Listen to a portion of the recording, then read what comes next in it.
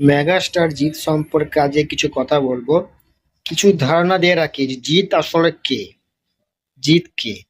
জিৎ হচ্ছে বাংলা সিনেমার গর্ব, বাংলা ফিল্ম ইন্ডাস্ট্রিজের মেরুদণ্ড। কেন বলছি? কারণ আছে।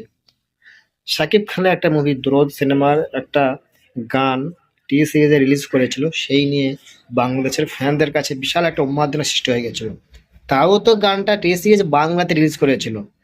ঠিক আছে, তো আমি শাকিব খানকে ছোট করছি না, ওনাকে খুব সম্মান করে আমি। তো তারপরে বাংলাদেশের কিছু ফ্যান আছে, ইউটিউবার আছে যারা জিতকে ছোট করে। তো তাদেরকেই বলে রাখি, একটা লিঙ্ক দিচ্ছি আমি, দেখে নাও। 12 বছর আগে টি সিরিজে জিতের দিওয়ানা মুভির একটা প্রোমো সং ওরা প্রমোট করেছিল। 12 বছর আগেই জিত কিন্তু টি সিরিজে চলে এসেছে।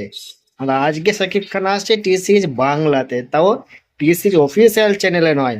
আর আমাদের সুপারস্টার জিদ্দা টি সিরিজ অফিসিয়াল চ্যানেলে 12 বছর আগেই চলে এসেছে।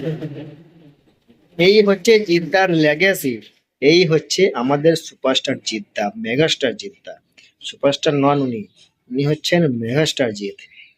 তো যাই হোক, জিৎ সম্পর্কে যদি কিছু জানতে ইচ্ছা হয়, তাহলে টি সিরিজ অফিসিয়াল চ্যানেলে যেই ওরা প্রোমো সংটা যেটা প্রমোট করেছিল, সেটা দেখেই অনেক কিছু বোঝার আছে সবার।